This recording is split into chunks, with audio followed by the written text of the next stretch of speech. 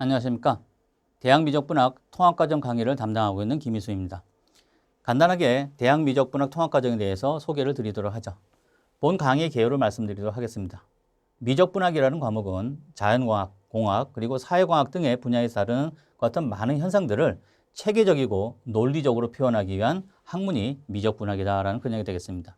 즉, 자연과학이든 아니면 이제 사회과학이든 그와 같은 거는 이제 주변에서 일어나는 현상들을 갖다가 관찰을 하고 그리고 그 현상들의 결과들 또 원인들을 정량화하는 거죠. 그와 같은 이제 정량화를 통해서 그 관계들을 갖다가 분석을 해가지고 과거에 일어났던 그와 같은 현상들을 해석을 하고 그리고 그것을 바탕으로 해가지고 미래를 예측하는 데 중요한 의미가 있다고 하겠습니다.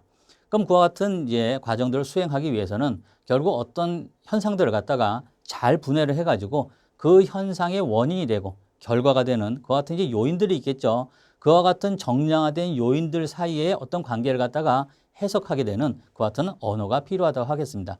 그와 같은 언어가 결국에는 수학이 되는 것이죠.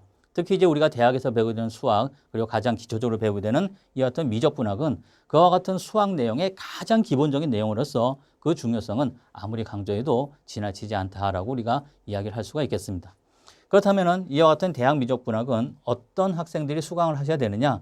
당연히 이공계 및 그리고 상경계열 대학생 중에서도 특히 이제 경영수학이라든지 그와 같은 이제 과목 같은 경우는 굉장히 고차원적인 그와 같은 수학적인 언어를 요구를 하게 된단 말이죠. 그래서 이공계 및 상경계열 대학생들이 수강을 하셔야 되겠고요.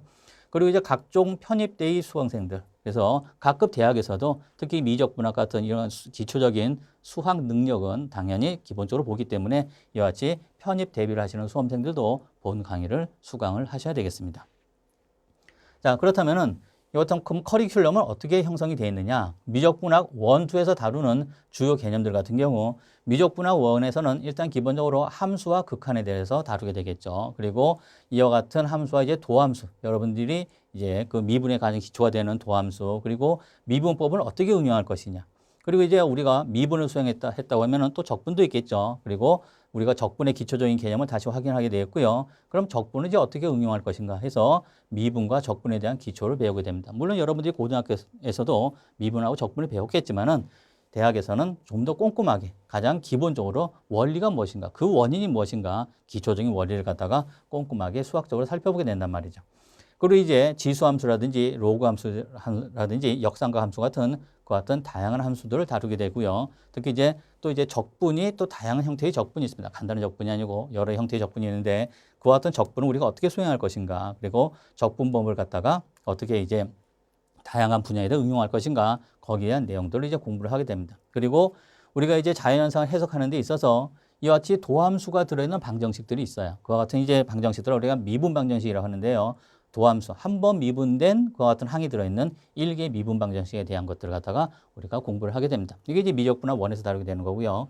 그럼 미적분학 2에서는 이제 1에서 배운 것 같은 기초적인 내용, 기초적인 미적분학 실력을 바탕으로 해서 좀 더 어드밴스한 내용들 우리가 공부를 하게 되죠. 그래서 매개변수 방정식과 극좌표, 그래서 직각좌표 외에, 직각좌표, XYZ 좌표 외에 다양한 좌표들도 우리가 다루게 되고요. 그리고 무한수열과 무한급수들, 그래서 우리가 이제 숫자들을 계속 더해 나가는 것, 그리고 걔네들 관계가 또 어떻게 되는지, 그리고 이제 3차원적인 그런 공간에서 벡터와 공간기하들이 어떻게 벡터 함수로 표현이 되는지, 그리고 이제 우리가 이제 미분하는 것 같은 변수가 하나가 아니고 여러 개일 경우에 또 얘네들이 어떻게 처리할 것인가, 어떤 편도 함수에 대해서 공부를 하게 되고요. 그리고 적분도 여러 변수가 있을 때 그때 우리가 또 어떻게 적분을 수행할 것인지 다중 적분을 배우게 되고, 이와 같은 모든 내용들을 바탕으로 해가지고 가장 중요한 내용인 벡터 해석을 공부하게 됩니다. 그래서 그린 정리라든지 아니면 스토크스 정리 등 우리가 좀 더 어드밴스한 과목들, 어드밴스한 물리, 어드밴스한 전자기학들, 그리고 기타 여러 가지 다른 이제 응용들의 가장 중요한 그 같은 그 공식이 되는 그와 같은 이제 벡터 해석을 우리가 살펴보게 되고요. 그리고 이제 미분 방정식 중에서도 도함수를 2개, 2번 미분된 그 같은 항을 가지는 그 같은 방정식을 다루게 됩니다. 그래서 미적분학 1, 2에서 다루는 이런 내용들을 여러분들이 마스터를 하면은 그야말로 본격적으로 이제 좀 더 어드밴스한 그런 공부를 할 준비가 되게끔 되는 거죠. 본 이제 강의 진행 방식은 일단 이제 기초 이론을 설명을 드리고 거기에 대한 관련 예제들을 꼼꼼하게 풀이를 해드리게 됩니다. 그리고 단원 말미마다 개념 확인 및 그리고 참 거짓 퀴즈가 있는데요. 개념 확인 및 참 거짓 퀴즈를 이제 풀이를 하게 되고, 그리고 이제 단원 말미에 이제 필요하다 그러면은 이제 각급 이제 전국 20여 개 주요 대학에서 이제 중간고사, 기말고사들의 출제된 문제들을 쭉 이제 우리가 잘 이제 조사를 해가지고 특히 빈출 개념들을 갖다가 짧게 언급을 하고 그리고 넘어가게 되겠습니다. 이제 본 강의의 특징은 강의 자체가 이제 단조로울 수가 있죠. 아무래도 수학 과목이라는 게 그렇지 사실 지루하기 마련이죠. 그래서 다양한 멀티미디어 컨텐츠를 활용을 해가지고 여러분들의 어떤 시각적 쾌감을 제공하고 그리고 개념의 이제 직관적인 이해가 갈 수 있게끔 그런 식으로 동영상들 그리고 많은 이제 움직이는 이제 그림들을 삽입을 해가지고 여러분들의 이해를 돕는 데 신경을 많이 썼습니다. 그래서 그리고 또 이제 꼼꼼하게 정리된 이제 강의록을 제공을 하고 있는데요. 그래서 여러분들이 이제 그 강의록을 바탕으로 해가지고 요약된 내용을 바탕으로 해가지고 미적분학 1, 2에 대한 전체적인 개념을 가질 수 있게끔 그와 같은 꼼꼼한 강의록을 제공을 하고 있습니다. 물론 이제 여러 가지로 조금 이제 부족한 강의가 될 수도 있겠지만은 일단 여러분들이 전공 과목을 공부하는 데 기초가 되는 그런 실력을 닦고 그리고 이 수학이라는 어떤 그 창을 통해서 자연현상이라든지 사회 현상을 갖다가 이해를 하고 해석을 할 수 있는 그런 어떤 통찰을 가지는데 본 강의가 조금이나마 도움이 되기를 기대를 합니다. 자, 그럼 여러분들 열공하시고요. 감사합니다. 안녕하세요. 제1장 함수와 극한단을 같이 살펴보시도록 하겠습니다. 1.1절에서는 함수를 표현하는 4가지 방법을 제시하고 있는데요. 우선 1항 함수란 무엇인가에 대해서 알아보도록 하죠. 함수의 개념은 한 양이 다른 양에 의존하는 관계를 뜻합니다. 이와 같은 수학적 관계는 다양한 형태가 있을 테지만 단 중요한 조건이 있는데요. 예를 들어서 두 변수 x하고 y가 있다고 합시다. x란 양이 정해지면은 그에 따라 y의 양이 결정되는 형태라고 하는 거죠. 이때 y는 x에 의존을 하겠지만은 주어진 x에 대해서 오직 하나의 y만 결정이 될 때 이때 y를 x의 함수다 라고 이야기를 한다는 거죠. 그럼 왜 꼭 반드시 하나만 결정이 되어야 되는가 하는 질문을 할 수 있을 텐데요. 자연과학이든 사회과학이든 관찰 대상들 사이에 수학적 관계를 알아내서 현재와 과거의 경향을 분석하고 미래를 예측하는 것을 목적으로 하고 있죠. 그래서 예를 들어서 이제 우리가 물리학에서 위로 던져진 질량 m의 물체가 있는데 V의 속력으로 이렇게 던져진단 말이죠. 시간 t일 때 물체의 높이 h가 얼마인가 라는 그와 같은 것을 이제 우리가 결정을 한다고 할 때 이에 대한 관계를 시간 t에 대한 함수 ht라는 형태로 아마 표현을 할 수 있을 거예요. 또 경제학에서는 투입한 재원에 대한 생산량을 PM 이런 식으로 또 표현할 수 있단 말이죠. 여기서 이제 P는 생산량이고 M은 투입한 재원으로 표현할 수 있을 거예요. 어떤 변수 T나 M이 HT나 또는 이제 PT와 같은 이와 같은 이제 그 결과를 발생시킨다고 할 때 하나의 T에 대해서 두 개의 H가 만약에 결정이 된다면 즉 결과값이 둘 이상이라면 예측이 무의미하겠죠. 어떤 것이 올바른 예측인지 우리가 알 수가 없으니까. 하지만 두 T에 대해서 하나의 H를 갖는 결과는 의미가 있을 수가 있어요. 예를 들어서 위로 던져진 물체는 어떤 높이를 지나서 다시 이제 제자리로 낙하하게 되겠죠. 그 말은 똑같은 H를 지나는 T1과 T2라는 두 개의 시간은 있을 수가 있다라는 그런 얘기가 되겠습니다. 이는 이제 위로 던져진 물체는 속력이 감소해서 정지한 후 다시 방향이 바뀌어서 제자리로 돌아옴을 암시하고 있단 말이죠. 그래서 이와 같은 식을 세워서 우리가 어떤 결론을 얻는다면은 수학적 해석을 통해서 자연현상에 대한 통찰도 얻을 수가 있어요. 결론적으로 모든 t가 오직 하나의 h만 대응하는 관계, 일반적인 변수 x, y로 본다 그러면은 모든 x에 대해서 오직 하나의 y만 대응하는 관계를 우리가 함수라고 부른다라는 그와 같은 이야기가 되겠습니다. 물론 이제 여러 x에 대해서 하나의 y만 대응하는 함수죠. 여기서 본 것과 같이 두 개의 t에 대해서 하나의 h에 대응하는 관계도 우리가 함수라고 했으니까. 그런데 하나의 x에 대해서 여러 y가 대응하는 경우도 존재하겠죠. 그와 같은 경우 예를 들어서 원의 방정식과 직선의 교점 같은 그와 같은 문제를 풀면은 하나의 x에 대해서 만나는 점 y가 두 개가 나오는 경우도 있단 말이죠. 자, 그래서 이 원과 같은 도형을 나타낼 때, 자, 그래서 x, y 좌표가 있다고 우리 생각을 해보죠. 그러면은 예를 들어서 어떤 원이 있다. 그래서 우리가 선을 쭉 그었어요. 하나의 x에 대해서 이와 같이 두 개의 y, y1과 y2라는 이와 같이 두 개의 y가 대응할 수도 있단 말이죠. 이런 경우는 함수냐 아니냐. 그런데 이런 경우는 우리가 함수라고 이야기를 하지 않습니다. 그래서 원에 대한 함수라고 얘기를 하지 않고 사실은 원에 대한 뭐라고 불러요? 방정식이라고 부르죠. 그렇기 때문에 방정식하고 함수는 우리가 조금 구분해야 된다라는 견해가 되겠어요. 뒤에서 이제 다시 설명할 기회가 되겠지만은 방정식은 변수의 값에 따라 참 또는 거짓이 되는 그와 같은 수학적 관계를 갖다가 우리가 방정식이라 한다라는 그런 얘기가 되는 거예요. 그래서 반드시 변수 사이에서 1대1 대응을 말하는 건 아니죠. 수식으로 표현되는 함수는 방정식일 수는 있지만은 방정식이 모두 함수는 아니다. 즉 방정식 중에 일부만 함수 관계를 갖게 된다는 건데 이 내용은 우리가 뒤에서 함수 판정법이라는 내용을 공부할 때 다시 한번 살펴보도록 하겠다라는 그런 얘기가 되겠어요. 자, 여기 지금 이제 함수에 대한 몇 개의 보기가 있는데요. A는 이제 원의 넓이를 이야기를 하고 있네요. A는 파이 r 제곱 이런 식으로 표현이 되고 있는데 이 면적 A가 R의 함수로 표현이 된다라는 그런 얘기가 되겠습니다.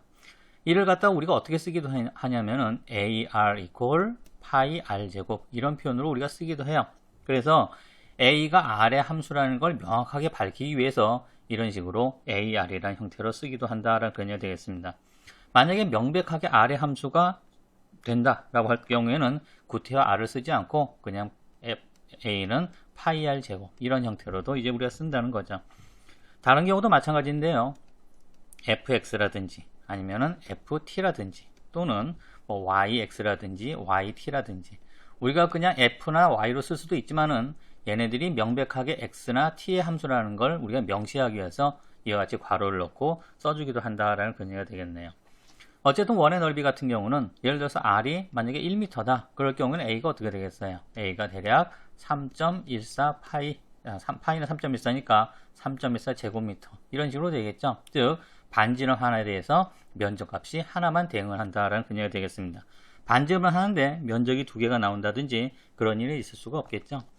자, B번 같은 경우 PT라고 되어 있는데요. 시간 T에서의 세계 인구라는 뜻으로 쓰고 있습니다. P라는 건 이제 인구라는 뜻으로 population을 뜻으로 쓴 거고 T는 타임이 되겠죠. 특정 연도에서의 세계 인구는 수십억 몇 명이라는 하나의 숫자하고만 대응이 될 거기 때문에 얘도 우리가 함수 관계다라고 할 수가 있어요. C번 같은 경우는 CW로 썼는데 무게, weight라는 뜻으로 W 쓴 거예요. 그리고 C는 이제 cost라는 뜻으로 쓴 건데 만약에 그 우편요금 같은 경우도 동일한 배달 서비스라고 하면은 무게에 대해서는 요금도 1대1로 대응을 하게 되겠죠. D는 이제 지진파의 수직 가속도 AT라고 쓰고 있는데 acceleration이라는 뜻으로 A라고 쓴 거고 또 역시 시간 T라고 쓴 겁니다. 그래서 측정 시간에 따라서 지상의 물체가 수직으로 얼마만큼의 가속도를 겪는지 보이고 있죠. 이 그래프를 보면은 사실 이제 그 시간과 이제 가속도에 대한 그와 같은 그래프로 표현이 되지만은 이 부분을 만약에 확대를 한다 그러면은 각각의 T1, T2, T3 등등이 있겠죠. 거기에 이런 식으로 가속도가 표현이 된다 그러면은 각각의 T1에 대해서 얘네들이 하나의 값들만 이와 같이 대응을 하게 될 거다라는 것도 우리가 쉽게 알 수 있다라는 그와 같은 이야기가 되겠습니다. 앞에 네 가지에는 주어진 이제 첫 번째 수, 반지름 R이나 시간 T나 무게 W, 그리고 이제 이거는 이제 그 가속도의 그 시간 T였죠. 여기에 이제 또 다른 두 번째 수, 면적이라든지 인구라든지 요금이라든지 가속도가 대응되는 그와 같은 이제 규칙을 설명하고 있는데요. 각 경우에 두 번째 수를 첫 번째 수의 함수라고 한다라는 근역이 되는 거죠. 그래서 R과 T와 W, T 값을 집어넣어 주면은 그때마다 뭐 결정이 된다? A와 P와 C와 가속도 A가 결정될 테니까 이와 같이 결정되는 값을 갖다가 우리가 이 두 번째 수라고 하고 그리고 대입한 첫 번째 수의 함수라고 한다라는 근역이 되는 거예요. 이 함수를 이제 우리가 다음과 같이 정의할 수가 있는데요. 함수 f라는 것은 집합 D의 각 원소 x에 대해서 집합 E에 속하는 단 하나의 원소 fx를 대응시키는 규칙이다. 이 규칙을 갖다 우리가 뭐라고 부른다? 함수라고 부른다라는 그와 같은 얘기가 되겠습니다. 말이 조금 번잡한데요. 함수는 이제 영어로 function이라고 하기 때문에 보통 이와 같이 f라는 기호로 대표를 하죠. 시간에 대한 함수라고 그러면은 우리가 ft 또는 변위에 대한 함수라면은 fx 이런 식으로 우리가 표현할 수 있다라는 그런 얘기가 되는 거죠. 물론 이제 t에 대한 함수라든지 x에 대한 함수가 명확한 경우에는 그냥 일반적으로 f다 이런 식으로 우리가 표현도 한다는 그런 얘기죠. 이제 결국 함수는 결국 숫자를 다루는 거기 때문에 우리가 선택할 x의 범위와 그리고 f라는 관계에 의해서 결정될 y의 범위를 이제 또 결정을 해야 되겠죠. 보통은 이제 실수를 그 범위로 합니다. 실수는 이제 보통 우리가 r이라고 쓰는데요. r이라고 쓰면 이제 실수 범위라고 우리가 이해를 하면 되겠어요. 지금 요 밑에 이제 그림을 보면은 이제 d라는 어떤 그 집합이 있고 또 e라는 어떤 집합이 있죠. 그래서 d를 갖다가 우리가 뭐라고 부르냐면은 정의역이라고 부릅니다. 그리고 요 e라는 부분은 우리가 공역이라고 불러요. 그러니까 정의역인 원소가 이 f라는 어떤 함수 관계에 의해서 공역에 있는 원소들과 1대1 대응을 하게 된다라는 그와 같은 이야기가 되는 거죠. 그래서 실수집합 D하고 E를 놓고 이게 이런 식으로 이게 표현하는 걸 갖다가 우리가 화살표 다이어그램이라고 합니다. 그래서 정의역은 이제 보통 이제 도메인이라고 이야기를 해요. 도메인. 그리고 요 공역은 코도메인이라고 이야기를 합니다. 코도메인. 그래서 이와 같이 이제 1대1 대응하게 되는데요. 이와 같은 형태를 우리가 함수 기계라는 것으로 표현하기도 합니다. 즉 우리가 이제 초등학교 때 많이 보던 거죠. 그래서 x라는 어떤 값을 이 함수 기계 f에다 대입을 해주면은 이 함수 기계 안에서 어떤 처리가 돼서 그러니까 f라는 어떤 과정을 거쳐서 fx라는 값이 출력이 된다라는 그런 얘기가 되는 거예요. 뭐 예를 들어서 이 f라는 게 어떤 값의 제곱, 자, 플러스 10이다. 이와 같은 처리를 하는 그와 같은 이제 과정이라고 한다 그러면은 여기다 우리가 1을 인풋을 하면은 이 안에 1이 들어가는 거니까 거기에 10을 더해가지고 11이라는 값이 출력이 된다라는 그녀가 되겠습니다. 여기다 이제 x 값을 집어넣으면은 여기에 1대1 대응하는 어떤 값들이 계속 출력이 된다라는 그녀가 되는 거죠. 그런데 x란 값을 1이란 값을 넣는데 여기서 두 개의 값이 출력되는 그런 일은 없어요. 그럼 이제 함수 관계가 아니라는 거죠. 하지만 예를 들어서 여기다 마이너스 1을 집어넣는다. 그러면은 마이너스 1의 제곱 플러스 10은 여기 11이니까 두 개의 x1, x2에 대해서 하나의 y1이 대응할 수는 있다라는 거죠. 이와 같은 경우는 어쨌든 x1에 대해서도 y가 하나 대응하고 x2에 대해서도 y가 하나 대응하는 거니까 이런 관계는 우리가 뭐라고 부를 수가 있다? 함수라고 부를 수가 있다라는 그런 얘기예요. 어쨌든 x 하나 집어넣을 때 y가 하나만 대응을 하면은 우리는 뭐라고 부를 수가 있다? 우리가 함수라고 부를 수 있다라는 그와 같은 얘기가 되는 거죠. 자, 이때 수 fx는 우리가 x에서 f의 함수값이라고 하고 우리가 보통 읽을 때는 x의 f, 자, 이런 식으로 읽는다라는 것도 참고로 우리가 알고 넘어가야 되겠네요. 지금 이제 우리가 정의역이라는 그와 같은 개념과 공역이라는 이제 그와 같은 개념을 살펴봤는데요. 정의역은 그야말로 이 f라는 함수기계에 집어넣을 그와 같은 x들을 추려놓은 거예요. 사실 우리가 요 도메인도 그렇고 공역도 그렇고 실수 전체의 영역이라고 이야기를 하고 있지만은 실수 전체의 집합이 다 들어가지 않을 수도 있죠. 그래서 이 기계에 집어넣을 그와 같은 x값만 추려놓은 것을 갖다가 우리가 또 정의역이라고 할 수가 있어요. 그래서 x라는 그와 같은 함수기계에 집어넣을 그와 같은 값들을 추려놓은 걸 우리가 또 정의역이라고 하고 그와 같이 추려놓은 정의역에 대해서 공역에 있는 애들이 1대1 대응하게 되겠죠. 그러니까 공역에는 전체 실수가 아니라 정의역에서 추려놓은 값들만 얘네들이 대응하게 된다라는 그와 같은 내용이 돼요. 이와 같이 추려놓은 값에 대응하는 이와 같은 x의 f라는 함수값들을 갖다가 우리가 뭐라고 부르냐면 얘네들 우리가 치역이라고 부릅니다. 치역.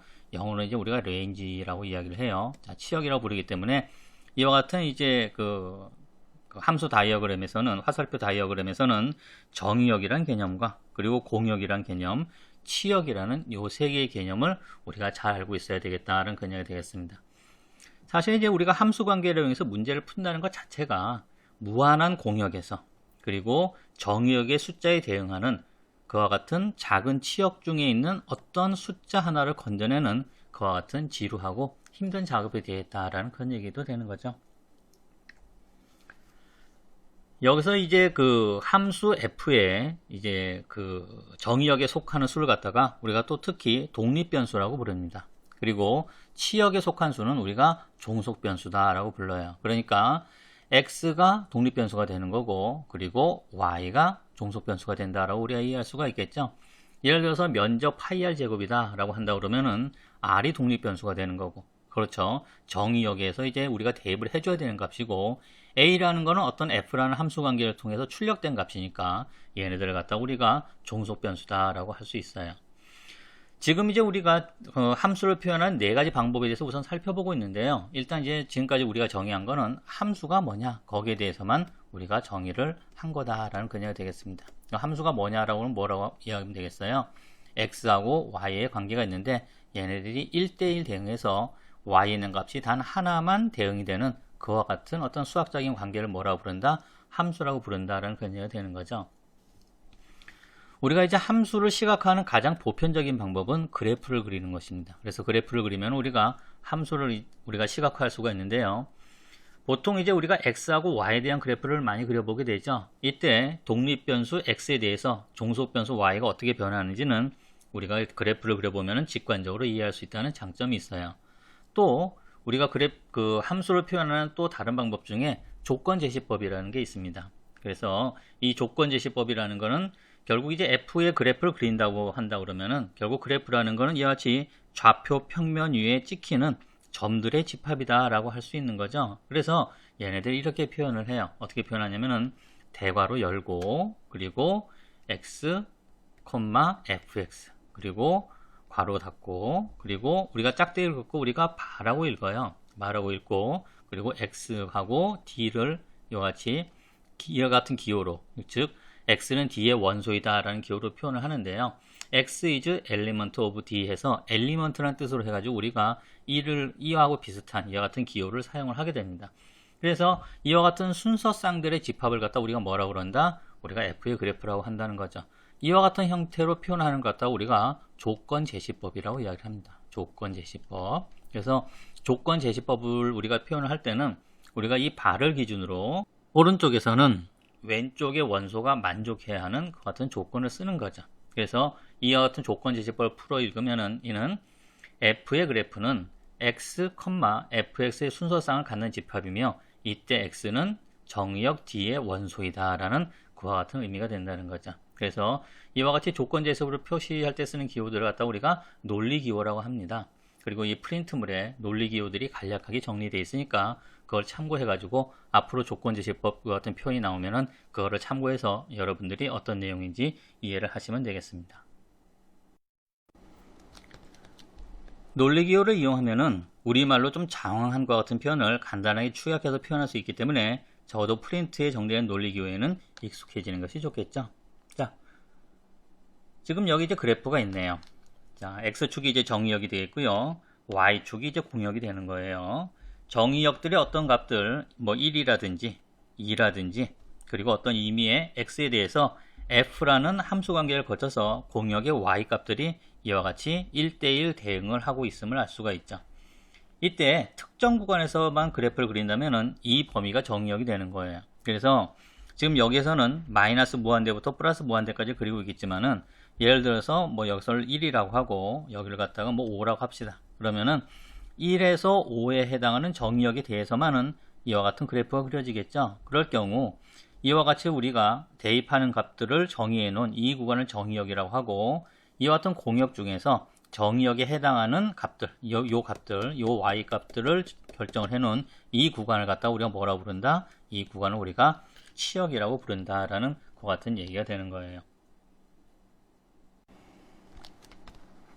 어쨌든 이 정의역 범위에 한정돼서 1대1 대응하는 공역의 일부인 이와 같은 점들의 순서쌍들이 뭐가 된다? 이제 치역이 된다라는 그녀가 되는 거죠. 이와 같은 순서쌍들의 점들의 집합을 이으면은 이와 같은 그래프를 얻을 수 있다라는 그녀가 되겠습니다. 자, 유심히 보면은 예를 들어서 이와 같이 x축에 평행한 그 어떤 직선을 그린다 그러면은 지금 어떤 의미의 y 값에 대해서 이와 같이 두 개의 x 값들이 대응을 하고 있다는 것을 우리가 알 수가 있어요. 이와 같은 경우 같은 경우는 두 개의 x에 대해서 어쨌든 모든 x들이 하나의 y와 1대1 대응하고 있기 때문에 이런 경우는 우리가 뭐라고 얘기할 수가 있다? 이런 경우 우리 함수라고 얘기할 수가 있죠. 하지만 예를 들어서 이와 같은 그래프가 되어 있다라고 한다 그러면은 예를 들어서 이렇게 값을 그린다 그러면은 x란 값이 하나가 되어 있을 때 이와 같이 y1이란 값하고 또는 y2라는 이와 같은 두 개의 값이 대응을 할 경우에는 이런 경우는 우리가 설사 그래프를 그린다고 해도 뭐가 아니다? 함수가 아니다라는 거죠. 대신 이제 이와 같은 경우는 우리가 또 뭐라고 불러요? 나중에 다시 살펴보겠지만은 이와 같은 경우는 우리가 방정식이다라고 부른다는 거죠. 그래서 함수하고 방정식은 얘네들이 완전히 같지는 않다. 그걸 갖다 우리가 잘 이해를 해야 되겠죠. 그래서 우리가 이제 이 경우는 2차 방정식의 그래프라고 부르고 있는 거죠. 함수하고 방정식에 대해서는 뒤에 나오는 함수 판정법에 대해서 우리가 정리를 해보도록 하겠습니다. 자, 좋아요. 그러면은 간단한 예제를 통해서 지금까지 살펴본 내용들을 확인을 해보도록 하겠습니다. 예제 1.1.1을 보시도록 하죠. 함수 f의 그래프가 다음 그림과 같이 표현이 되어 있다고 하네요. 자, A번 F1, F5를 구하고 그리고 F의 정의역과 치역을 구해봐라 라는 그런 문제가 되겠습니다. 지금 여기 이제 F1의 값이니까요. F1의 값은 얼마에 대응하는 것 같아요? 여기 보니까 3 정도에 대응을 하게 되는 것 같네요. 그러면은 우리가 F1은 어떻게 쓸 수가 있다? 얘는 3에 대응한다. 뭐 이런 식으로 간단하게 쓸 수가 있겠죠. 자, 그리고 F5라고 그랬으니까 F5는 이 정도가 되겠네요. 이 F5 같은 경우는 여기에 해당하는 거니까 여기는 좀 마이너스 값이네요. 우리가 눈어림을 읽어보면 대략 얼마 정도가 되겠어요? F5 같은 경우는 우리가 눈어림을 읽으면 대략 마이너스 0.7 정도가 된다라고 우리가 읽을 수가 있겠죠. 그래서 우리가 그래프를 보고 우리가 정의역에 있는 점들을 찍어가지고 치역에 해당하는 그런 값을 읽는 연습을 해봤습니다. 지금 이제 B번에서는 F의 정의역하고 치역이 어떻게 되느냐 그걸 물어보고 있어요. 그럼 정의역 같은 경우는 이제 우리가 뭐라고 표현하기로 했냐면 우리가 D라고 표현하기로 했죠. 얘를 갖다 우리가 조건제시법으로 써봅시다. 그럼 대괄호 열고 대괄호 닫고 우리 이제 발을 기준으로 왼쪽에 X를 쓴다 그러면은 오른쪽에서는 X가 만족해야 되는 그 같은 조건을 써야 된다고 그랬죠. 지금 정의역 같은 경우는 그래프가 그려진 게 0부터 시작해서 7에서 끝나고 있기 때문에 정의역은 어디서부터 어디까지다? X는 0 이상 7 이하다. 이런 식으로 우리가 쓸 수가 있겠네요. 그래서 0하고 7 사이의 값을 우리가 쓸 수가 있고요. 얘네들 우리가 구간으로 표현할 수가 있습니다. 구간으로 표현할 때는 이와 같이 대괄호를 이용해 가지고 0,7 이렇게 쓸 수가 있어요. 그러면 대괄호로 양쪽에 닫고 0,7 하면은 0 이상 7 이하라는 그와 같은 뜻이 됩니다. 치역도 마찬가지죠. 자, 치역은 이제 우리가 레인지라고 그랬으니까 우리가 얘를 R이라고 쓸 수 있을 것 같아요. 그래서 R이라고 썼을 때 여러분이 혼동할 수가 있는데 보통 우리가 실수범위다라고 할 때는 이와 같이 굵은 R을 써줍니다. 그냥 R이라고 써줬으면은 얘네들이 치역이 된다라고 이해를 하면 되겠어요. 자, 치역은 이제 우리가 Y라고 생각할 수 있으니까 자, Y는 이와 같은 전체 실수 영역의 공역 중에서 지금 이와 같이 정의역이 0에서 7까지 바뀌고 있을 때 치역은 어디서부터 어디까지 바뀌어요? 치역이라는 거는 최대 3에서 최대 4에서 그리고 최소 마이너스 2까지 변하고 있죠. 그렇기 때문에 이때는 Y라는 거는 마이너스 2에서부터 4까지 자, 이런 식으로 우리가 치역을 우리가 결정할 수 있습니다. 이때 얘네들 우리가 구간으로 또 표시를 할 수가 있는데요. 위하고 똑같은 요령으로 마이너스 2,4 그리고 대괄호를 이렇게 묶는 형태로 우리가 쓸 수가 있겠죠. 그래서 이제 우리가 이렇게 구간 표시를 할 때 이와 같이 대괄호로 묶는 경우가 있고요. 그리고 그냥 괄호로 묶는 경우가 있습니다. 그래서 A, B를 대괄호로 묶고 A하고 B를 이와 같은 괄호로 묶을 때는 얘네들은 의미가 좀 틀려요. 그래서 이와 같이 괄호로 묶인 구간을 갖다가 우리가 열린 구간이라고 이야기를 하고요. 이와 같이 대괄호로 묶는 경우는 우리가 닫힌 구간이라고 이야기를 합니다. 닫힌 구간. 그럼 열린 구간하고 닫힌 구간하고 차이가 뭐냐? 열린 구간은 그 숫자를 포함을 하지를 않아요. 그래서 지금 여기서 닫힌 구간으로 마이너스 2,4라고 되어 있는데 얘를 괄호로 마이너스 2,4 이렇게 묶는다 그러면은 이때는 Y의 범위가 마이너스 2보다 크고 그리고 4보다 작다 해서 마이너스 2하고 4를 포함을 하지 않습니다. 그래서 이와 같이 열린 구간하고 닫힌 구간을 우리가 표현을 할 때, 즉 이 숫자를 포함을 하느냐 포함을 하지 않느냐를 결정할 때는 이와 같이 대괄호를 쓰느냐 이와 같은 일반적인 괄호를 쓰느냐에 따라서 다르다라는 걸 우리가 이해를 해야 되겠어요. 잠깐 여기서 우리가 구간 표시 요령에 대해서 한번 살펴보도록 할까요? 이제 우리가 괄호로 묶은 거하고 대괄호로 묶은 걸 우리가 다르다고 했으니까 예를 들어서 우리가 괄호로 묶은 A, B를 갖다가 우리가 조건제시법을 한번 써보도록 합시다. 자, 그럼 조건제시법을 쓴다 그러면은 일단 X의 범위를 우리가 결정을 하는 거죠. 그러면은 발을 기준으로 왼쪽에 X라고 썼으면 오른쪽에서는 X가 만족해야 할 구간을 쓴다라고 얘기를 했단 말입니다. 자, 그러면 X라는 거는 A보다 크고 b보다 작다. 자, 이런 식으로 우리가 조건 제시법을 쓰면은 구간 표시를 우리가 만족을 할 수가 있겠죠. 자, 이런 식으로 쓰면 어떨까요? 닫힌 대괄호 그리고 a, 열린 괄호 이렇게 쓰면 어떻게 될까요? 그러면은 x 반대. 그러면 결국엔 요 x라는 거는 a는 포함을 하고 그리고 b는 포함하지 않는 이와 같은 형태가 되겠죠. 그리고 예를 들어서 그러면은 a, b. 자, b에 우리가 닫힌 대괄호를 하면 어떻게 되겠어요? 그럼 x라는 거는 a는 포함하지 않고 그리고 b는 포함하고. 자, 이런 식으로 우리가 쓸 수가 있겠죠. 그리고 마지막으로 a, b를 갖다 우리가 다 닫힌 대괄호를 한다 그러면은 x라는 거는 a 이상 b 이하. 자, 이런 식으로 쓴다는 거죠. 기호를 갖다 이렇게 쓸 수도 있고요. 이렇게 쓸 수도 있는데 얘는 좀 이제 옛날에 쓰던 기호고 요즘은 이런 식으로 쓴다라는 거를 여러분들이 좀 비교를 하면 되겠어요. 그래서 두 개를 긋지만은 하나를 긋는 게 요즘 추세다라고 이해를 해도 되겠네요. 자, 그러면 이제 우리가 이같이 이제 열린 구간 그리고 닫힌 구간에 대해서 우리가 조건 제시법으로 표현하는 방법하고 이와 같이 괄호로 표현하는 방법도 우리가 잘 한번 살펴봤겠죠. 지금 프린트에도 간단하게 요약을 해놨으니까 여러분이 좀 유념해서 봐주시길 바랍니다. 자, 좋아요. 그럼 또 다음 예제를 보시도록 할까요? 예제 1.1.2번을 보시도록 하죠. 다음 각 함수의 그래프를 그리고 정의역과 치역을 구하라 라는 그런 간단한 문제가 되겠네요.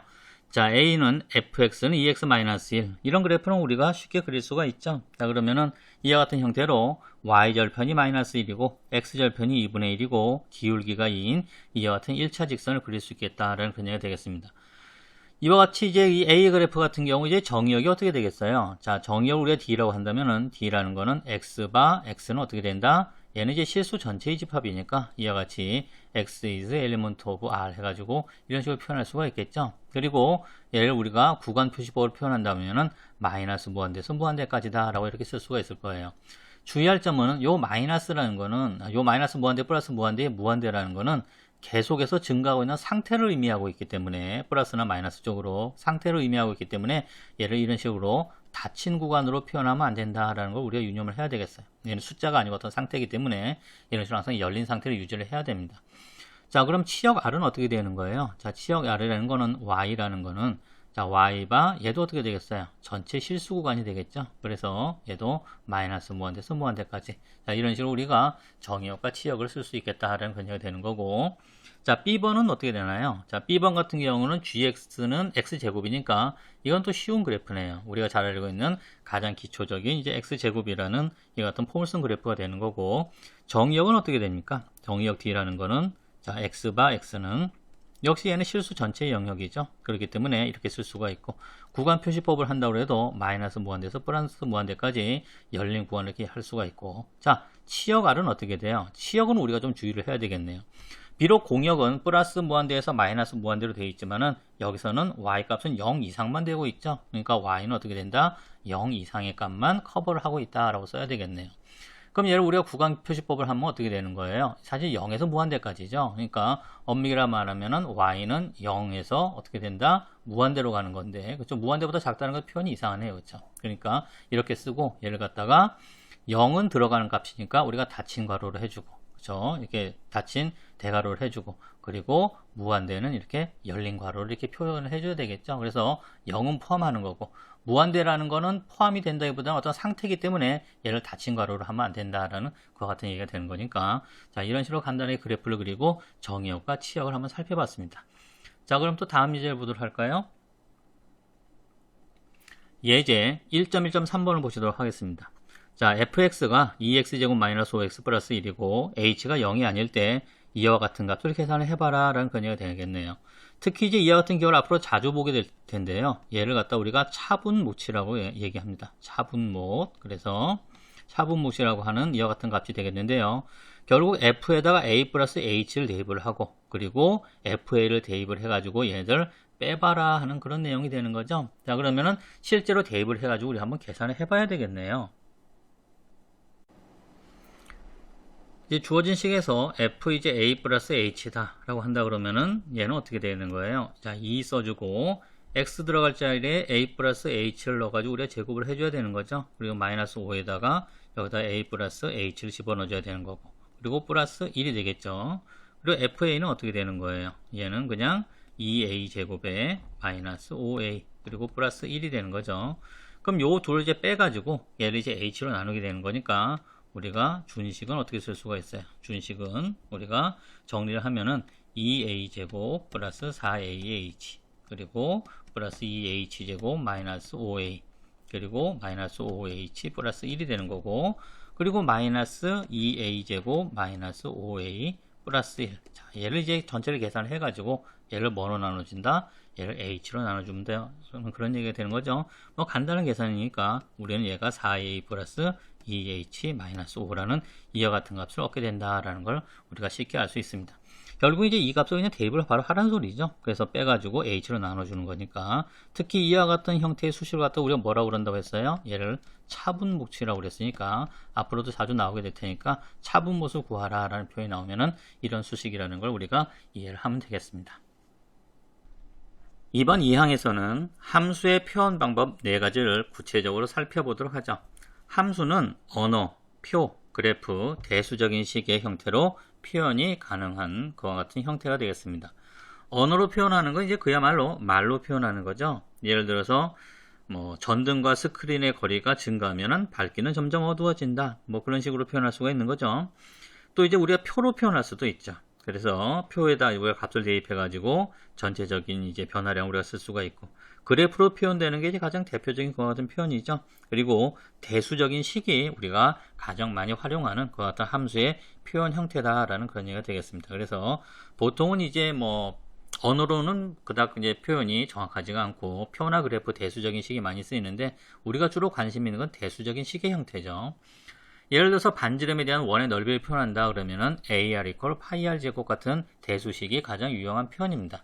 물론 이와 같이 어떤 이제 반지름에 대한 원의 넓이를 우리가 표나 그래프로 표현할 수도 있겠죠. 근데 표로 표현한다 그러면은 모든 반지름을 다 표로 만든다는 거는 쉽지가 않고, 그래프로 그린 다음에 어떤 이제 특정한 점을 찍어 가지고 그 값을 읽는 것도 사실 여의치가 않죠. 그렇기 때문에 대수식의 형태가 가장 편안한 형태인데, 경우에 따라서는 이제 다음 표와 같이 표함수의 형태로 나타낼 수도 있다라는 그런 얘기가 되겠어요. 그래서 지금 아래의 표 같은 경우는 시각 t에서의 세계인구 pt를 갖다가 이제 표함수로 표현을 한 겁니다. 그래서 이와 같이 이제 표에서 1900년을 이제 기준으로 해서 1900년도, 1910년, 1920년, 1930년 해가지고 그때그때의 인구를 갖다가 이렇게 표로 정리를 해 놓은 거죠. 그럼 연도별로 바로 직관적으로 바로 이제 그 인구의 수를 알아낼 수 있으니까 이런 표함수의 형태도 괜찮고, 그리고 이와 같이 이제 이 표를 바탕으로 해가지고 이와 같이 이제 점을 찍어가지고 이와 같이 이제 표에 나온 얘네들 순서상을 점으로 찍어가지고 이와 같은 그래프도 그릴 수가 있어요. 그래서 실제로 이제 우리 같은 표를 보는 것보다는 이와 같은 그래프를 보는 게 인구 증가의 형태를 좀 더 직관적으로 경향성을 파악할 수 있는 것 같은 장점이 있죠. 하지만 이제 우리가 얘를 갖다 엄밀하게 분석을 해가지고 미래를 예측하고 싶다 그러면은 이와 같은 점들의 경향을 설명할 수 있는 대수식을 찾는 것도 중요하죠. 그래서 지금 이 점들을 이은 어떤 곡선이 어떤 대수식의 형태로 표현이 될 것인가 라는 것을 우리가 중요하게 고려를 합니다. 그래서 그와 같이 이제 어떤 대수식을 찾는 과정을 갖다 우리가 피팅이라고 하는데요.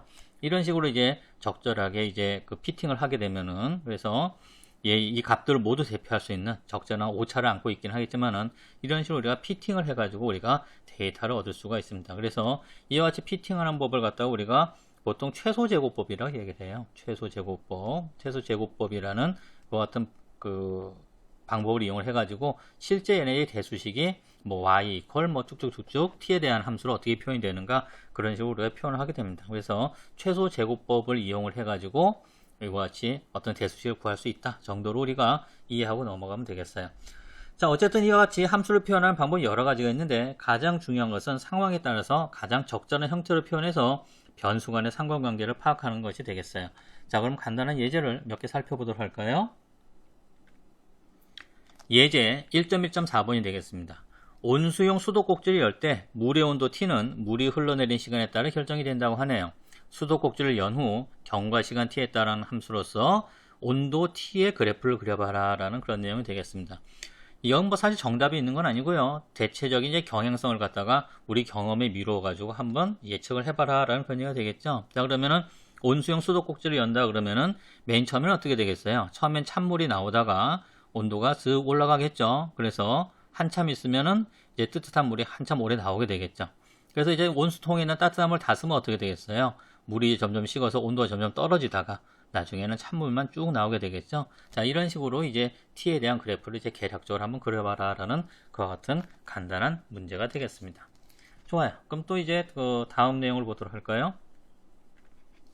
예제 1.1.5가 되겠습니다. 뚜껑이 없는 직육면체 컨테이너의 부피가 10세제곱미터라고 하네요. 자, 밑면의 가로는 세로의 2배라고 하는데요.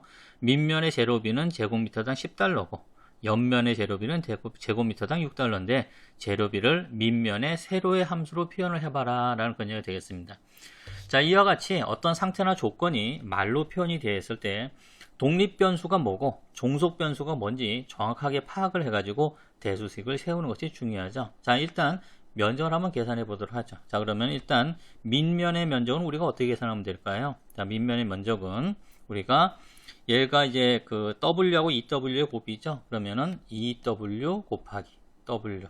자, 여기에다가 밑면은 재료비가 10달러라고 그랬으니까 여기다가 10불을 곱해주면은 밑면을 만들 때 드는 비용이 되는 거고, 자, 옆면은 어때요? 자, 옆면 같은 경우는 이 옆면은 W하고 H의 곱이 되겠죠. 그러면은 W하고 H를 곱한 다음에 옆면은 이제 양쪽 두 장이 있으니까 2를 곱하고, 자, 옆면 같은 경우는 재료비가 6달러라고 그랬으니까 6불을 곱해주고, 자, 그리고 앞면하고 뒷면이 있네요. 그러면은 이제 앞뒷면도 우리가 계산을 해줘야 되겠죠. 자, 앞뒷면을 계산해주면은 앞뒷면 같은 경우는 이제 EW에다가 그리고 H를 곱하고, 자, 앞뒷면 두 장이니까 2를 곱해주고, 얘네들도 이제 6달러가 되겠네요. 자, 이런 식으로 우리가 얘를 생각할 수가 있겠죠. 그러면은 얘네들을 모두 다 합치면은 우리가 뚜껑이 열려있는 박스를 만드는데 필요한 그 같은 코스트 C에 대한 함수를 우리가 얻을 수 있겠다라는 건의가 되는 거예요. 자, 그래서 얘를 쭉 계산해 보면은 자, 20W의 제곱이 되는 거고, 그쵸? 자, 옆면은 어떻게 돼요? 26, 12에다가 12HW가 되는 거고, 그쵸? 앞뒷면은 어떻게 돼요? 얘는 24HW. 자, 이렇게 되겠네요. 그래서 모두 다 합산을 해봤더니 20W 제곱, 그리고 36WH.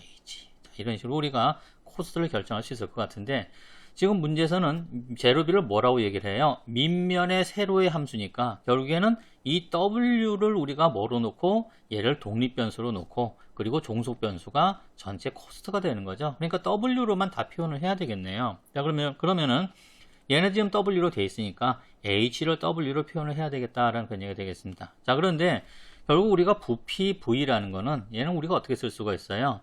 결국에는 문제에서 부피가, 얘는 부피는 EW 제곱, 그렇죠? 밑면이 W, EW니까 EW 제곱에 H 하면은 우리가 V를 알아낼 수가 있죠. 근데 V의 값이 지금 얼마라고 주어져 있어요? 10세제곱미터라고 주어져 있으니까 결국 EW 제곱 H는 뭐다? 10이라는 이와 같은 관계를 통해서 H의 값을 우리가 뭐로 표현할 수가 있다? EW 제곱의 V인데 V가 10이라고 그랬으니까 얘를 W 제곱분의 5. 자, 이런 식으로 우리가 W로 우리가 표현할 수가 있다는 근거가 되겠습니다. 그럼 이제 그걸 우리가 고려를 해가지고 얘를 20W 제곱에 플러스 36W 해주고 H 대신에 뭐다? W 제곱분의 5를 우리 계산해 주는 거죠. 자, 그러면은 얘는 20W 제곱이 되는 거고 플러스 W 하나 이렇게 날아갈 테니까 얘는 W분의 180이라는 이와 같은 형태로, 즉 W를 독립변수로 하고 그리고 C를 종속변수로 하는 이와 같은 함수식으로 표현할 수 있겠다라는 그와 같은 얘기가 되겠습니다. 자, 그럼 또 다음 예제를 하나 보시도록 할까요? 예제 1.1.6 다음 각 함수의 정의역을 구하라 라는 그런 문제가 되겠네요. 자, A번은 fx 이퀄 루트 x제곱 플러스 2라고 되어 있는데요. 정의역이 항상 실수 전체의 영역이 된다는 보장은 없어요. 왜냐면은 예를 들어서 루트 안의 경우는 음수가 되면 안 되죠. 그렇기 때문에 지금 이와 같은 경우는 x 플러스 2가 항상 뭐 이상이어야 된다? 0 이상이어야 된다라는 그런 얘기가 되는 거예요. 그럼 바꿔 말하면 무슨 말이에요? 결국은 x라는 건 어떻게 된다? 얘는 마이너스 2보다는 커야 된다라는 그런 얘기가 되는 거죠. 그렇기 때문에 A번 같은 경우는 정의역 D가 어떻게 되는 거예요? 얘는 x바 x는 어떻게 된다? 얘는 마이너스 2 이상이어야 된다라는 그런 얘기가 되는 거죠. 얘를 우리가 구간 표시법을 하면 어떻게 돼요? 마이너스 2는 포함을 해줘야 되고 그리고 플러스 무한대까지 가는 거니까 이와 같은 형태로 우리가 표현할 수가 있겠죠. 자, B번을 봅시다. B번은 이제 gx 이퀄 x제곱 마이너스 x분의 1이 되는데 이와 같은 이제 유리함수에서 분모는 뭐가 되면 안 돼요? 0이 되면 안 되죠. 그러니까 B번 같은 경우는 x제곱 마이너스 x가 뭐가 되면 안 된다? 0이 되면 안 된다라는 근거가 되겠습니다. 바꿔 말하면은 x 마이너스 1은 얘는 0이 되면 안 된다는 소리니까 결국엔 x는 뭐가 되면 안 돼요? x는 0이 되면 안 되고 또 뭐가 되면 안 된다? 얘는 1이 되면 안 된다는 근거가 되겠죠. 자, 그러면은 B번 같은 경우는 우리가 정의를 어떻게 쓸 수가 있어요? 자, x바. 자, 오른쪽에는 x가 만족해야 되는 조건을 써야 된다고 그랬으니까 얘는 그냥 x는 0이 아니고 보다 x는 1이 아니다. 그쵸? 이런 식으로 우리가 표현을 하면은 간단하게 정의역을 쓸 수가 있겠네요. 이걸 만약에 우리가 이제 구간 표시법을 하면 어떻게 되겠어요? 그러면은 마이너스 무한대부터 0까지 얘는 열린 괄호로 닫고 그리고 합집합 그리고 0,1 그리고 합집합 그리고 1, 무한대. 자, 이런 식으로 우리가 구간 표시법을 한다 그러면은 0하고 1을 제외를 해가지고 이런 식으로 합집합의 기호를 이용해서 표현할 수도 있겠다라는 걸 우리가 쉽게 알 수 있겠네요. 자, 그럼 또 다음 내용을 보시도록 할까요? 자, 간단한 예제를 통해서 함수를 그래프나 대수식으로 나타내고 정의역을 구하는 걸 알아봤는데요. 앞으로 이제 대부분의 함수꼴은 그래프나 이제 대수식으로 이제 표현될 겁니다. 특히 이제 XY 평면에 그려진 그래프 곡선이 함수인지 아닌지 표현하는 간단한 방법이 있어요. 이를 갖다 우리가 뭐라 그러냐면은 수직선 판정법이다 라고 이야기를 합니다.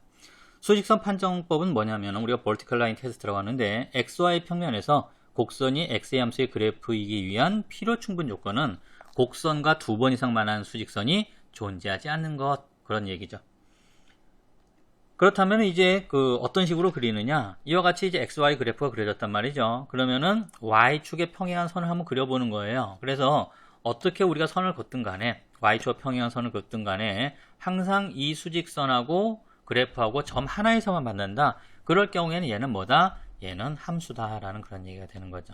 자, 근데 어떤 그래프가 있는데 이런 식으로 수직선을 그었는데 하나의 점이 아니고 2개의 점에서 만난다. 2개 이상의 점에서 만난다. 그럼 뭐다? 이와 같은 경우는 함수가 아니다라는 그런 얘기가 되는 거죠. 그것도 그럴 것이 하나의 x에 대해서 하나의 y가 대응을 한단 말이죠. 하지만 여기에 대해서 뭐가 돼요? 하나의 x에 대해서 2개의 y가 대응하기 때문에 얘는 함수가 아니다. 그럼 함수가 아니고 뭐냐? 얘는 어떤 의미의 어떤 방정식의 그래프죠.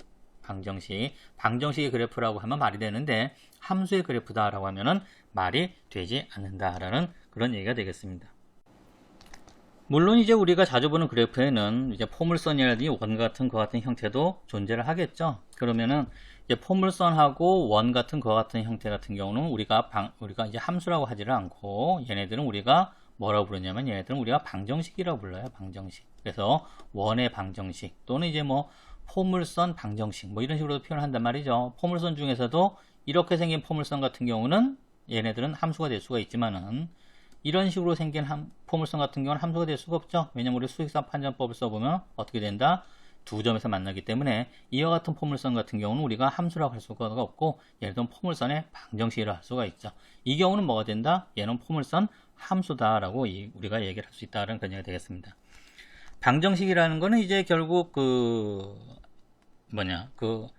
어떤 이제 x의 값이 정해졌을 때 y의 값이 유일하게 결정되는 그런 관계를 함수라고 하는 것에 반해서 방정식은 변수의 값에 따라서 참 또는 거짓이 되는 그와 같은 수학적 관계를 우리가 방정식이다라고 이야기를 한다라는 그런 얘기가 되겠습니다. 그래서 함수라는 것은 x의 값이 정해지면 y 값이 유일하게 결정되는 관계고 방정식은 변수의 값에 따라 참 또는 거짓이 되는 식, 미지수가 특정 값을 가질 때만 참이 된다라는 그런 얘기가 되는 거죠. 그래서 예를 들어서 우리가 이제 x제곱 플러스 y제곱은 1이다. 그럼 얘는 뭐예요? 얘는 우리가 잘 알고 있는 이제 원점의 중심이 있는 반지름이 있는 원의 방정식이죠. 얘네들은 이제 우리가 원의 방정식이라고 이야기를 하는 거고 얘는 우리가 함수라고 이야기를 할 수 없다라는 그런 얘기가 되는 거죠.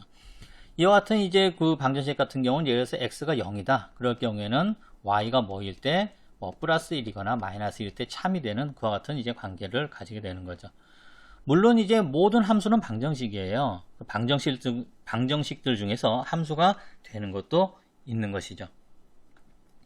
이렇게 한번 생각해 볼 수가 있네요. 자, 그러면은 방정식하고 함수하고는 어떤 관계가 있느냐? 이런 식으로 표현을 한다 그러면은 자, 방정식이 이렇게 돼 있다고 한다 그러면은 예를 들어서 x 플러스 3은 10. 자, 얘는 이제 방정식이 되겠죠. 얘는 x 이퀄 7일 때만 참이 되는 그런 관계가 되겠어요. x제곱 플러스 y제곱은 1이다. 얘는 방금 얘기한 원의 방정식이 되는 거죠. 또 y는 x 플러스 1이다. 그럼 얘도 이제 방정식이죠. 예를 들어서 x가 1이다. 그럼 y가 2일 때 참의 관계를 그와 같은 만족을 하게 되는 거고, 함수 같은 경우는 이제 표현할 방법이 여러 가지가 있다고 그랬어요. 자, 이런 식으로 뭐 어떤 fx라는 그래프로도 우리가 함수를 표현할 수가 있고, 또 이 같은 표로도 우리가 함수를 표현할 수 있다고 그랬죠. 이제 이 같은 표로 이제 우리가 함수를 표현할 방법도 있고, 또는 언어적인 방법으로 표현할 수 있는 방법도 있고, 또 y는 x 플러스 1처럼 이와 같이 우리가 뭐 어떤 형태로 수식의 형태로 표현할 수도 있다라는 거니까, 이런 식으로 우리가 교집합을 만들어 볼 수가 있겠네요. 그래서 방정식이라는 거는 어쨌든 좌우변에 적절한 값을 집어넣어서 참이 되는 조건을 만족할 수 있는 그런 수식을 방정식이라고 하는 거고, 함수라는 건 표현하는 방법이 여러 가지가 있지만 그래프로 표현을 하든 언어로 표현하든 표로 표현하든 이 같은 수식으로 표현하든 하나의 x가 결정이 되면은 거기에 대해서 y가 항상 1대1 대응하는 그와 같은 수학적 관계를 우리가 함수라고 했으니까 모든 함수는 방정식이에요. 하지만은 방정식은 함수가 될 수가 없는 거죠. 함수가 되는 방정식도 존재를 한다. 그런 식으로 우리가 구분을 할 수 있으면 되겠습니다. 그래서 이와 같은 방정식과 함수의 교집합, 수식으로 되는 함수의 교집합이 뭐다? 걔네들을 우리가 함수라고 이해를 하면 되겠다라는 그런 내용이 되겠네요. 자, 이때 x 이퀄 y제곱 마이너스 2와 같은 그래프의 경우 x에 대한 함수의 그래프는 아니에요. 그래서 우리가 그래프를 그려보면 이런 식의 그래프가 되겠죠. 얘는 분명히 이제 우리가 수직선 판정법을 써보면은 하나의 x에 대해서 두 개의 y가 대응을 하고 있기 때문에 이와 같은 경우는 당연히 함수는 아닙니다. 그래서 함수는 아니지만은 경우에 따라서는 이와 같은 방정식을 분해를 해가지고 우리가 함수처럼 고려해서 쓸 수가 있어요. 어떻게 쓸 수가 있냐면은 지금 이제 요 x를 그 독립변수로 놓고 y를 종속변수로 놨기 때문에 이런 식으로 하면 우리가 함수가 되지 않겠지만은 만약에 y를 독립변수로 놓고 x를 종속변수로 놓는다면 즉 x 이퀄 hy 자 이런 식으로 놓는다 그러면은 결국에는 요 y가 독립변수가 되는 거고 x가 종속변수가 되는 거죠. 그러면은 이 y 값의 변화에 따라서 이 x 값이 결정이 된다라고 해서 마치 우리가 알고 있는 xy 그래프를 갖다가 90도 꺾어놓은 거로 생각한다 그러면은 이런 식으로 쓰면 우리가 또 뭐로 생각할 수가 있다? 얘는 함수의 그래프가 되는 거죠. 그러니까 얘는 y에 대한 함수가 된다라는 그런 얘기가 되는 거예요. 또는 얘를 또 우리가 어떻게 쓸 수가 있냐면은 이와 같이 y를 갖다가 플러스 마이너스 루트 x 플러스 2 꼴로 나눠가지고 포물선을 우리가 반반 위아래로 나눠서 표현을 할 수도 있어요. 그래서 원래는 이제 우리가 x라는 게 y제곱 마이너스 2 자 이런 식으로 쓸 수 있지만은 얘를 갖다가 어떻게 얘를 이항을 해가지고 y는 플러스 마이너스 루트 x 플러스 2 자 이런 식으로 우리가 쓸 수 있단 말이죠. 자 그러면은 이런 식으로 쓴다 그러면은 우리가 얘를 어떻게 이해할 수가 있다? 반반씩 나눠가지고 이런 식으로 y는 플러스 루트 x 플러스 2 또 이렇게 그리게 되면은 y는 마이너스 루트 x 플러스 2 해가지고 이런 식으로 나누면 어떻게 되겠어요? 우리가 수직선 판정법을 써보면은 하나의 x에 대해서 하나만 y가 대응하게 되는 거니까 이런 경우는 또 우리가 함수로 표현할 수가 있죠. 그래서 방정식을 찢어가지고 정의역을 찢든지 어떤 식으로 찢어가지고 함수로 표현할 수도 있다라는 걸 우리가 알 수가 있겠네요. 우리가 살펴보는 함수들은 정의역이 이제 실수 전체거나 또는 특정 값 이상 또는 두 특정 값 사이의 정의역을 가졌는데 꼭 그렇지 않은 경우도 있어요. 그래서 이번 항에서는 조각마다 정의된 함수라는 그런 내용을 살펴보도록 하겠습니다. 지금 무슨 말이냐면은 정의역을 부분 나누는 거죠. 그래서 정의역의 부분 영역에 따라서 각각 다른 식으로 정의되는 함수를 갖다가 우리가 조각마다 정의되는 함수 이런 식으로 우리가 이야기를 합니다. 즉 정의역을 하나의 식으로 표현하지 못하고 정의역을 띄엄띄엄 정의해가지고 함수로 표현하는 형태인데 간단하게 예제를 통해서 우리가 쉽게 확인할 수가 있어요. 자 그럼 간단한 예제들을 보도록 할까요? 예제 1.1.7번을 보시도록 하죠. 함수 f가 다음과 같이 정의될 때 f-2, f-1, f0을 구하고 그래프를 그려봐라 라는 그런 내용이 되겠습니다. 지금 이제 fx가 이런 식으로 정의역이 나눠져 있어요. 그러니까 x가 마이너스 1보다 작을 때는 1-x고 x가 마이너스 1보다 클 때는 그때는 x제곱으로 표현된다라는 그런 얘기가 되는 거죠. 일단 x가 마이너스 1보다 작을 때를 한번 생각해 봅시다. 자, 그러면은 x가 마이너스 1보다 작은 것 같은 마이너스 1 이하가 되는 거죠. 그러니까 요 마이너스 1이 포함되는 것 같은 구간이 되겠어요. 그럴 경우는 1 마이너스 x이기 때문에 y절편이 1이니까 요 점을 지나는 기울기가 마이너스 1인 직선이 되겠죠. 자, 그러면은 어떤 형태가 되냐면은 이런 형태로 직선이 되는 거죠. 대신 여기가 지금 이제 막힌 이와 같은 동그라미 표현되어 있는 건 뭐다? 마이너스 1이 지금 포함이 되고 있다라는 그런 얘기가 되는 거예요. 그럼 마이너스 1 이상일 경우는 어떻게 되느냐? 그럴 경우에는 x제곱이란 x제곱을 따른다고 그랬으니까 그래프를 그리면 어떻게 되겠어요? 이와 같은 형태가 되겠죠. 자, 주의할 점은 뭐예요? x제곱의 형태가 될 때는 마이너스 1은 어떻게 된다? 포함이 되지 않기 때문에 이와 같이 구멍이 뚫린 동그라미로 표현을 한다라는 점을 우리가 주의를 해야 되겠습니다. 자, 그러면은 여기서 그럼 우리가 f-2는 그럼 어떻게 되는 거예요? f-2의 경우는 결국에는 그 1-x에 의존하는 거니까 1-2가 돼서 얘는 3이 되겠죠. 그러니까 여기가 이제 마이너스 2가 될 테니까 그 지점은 대략 이 지점이 한 3 정도 된다라는 걸 우리가 쉽게 알 수가 있겠죠.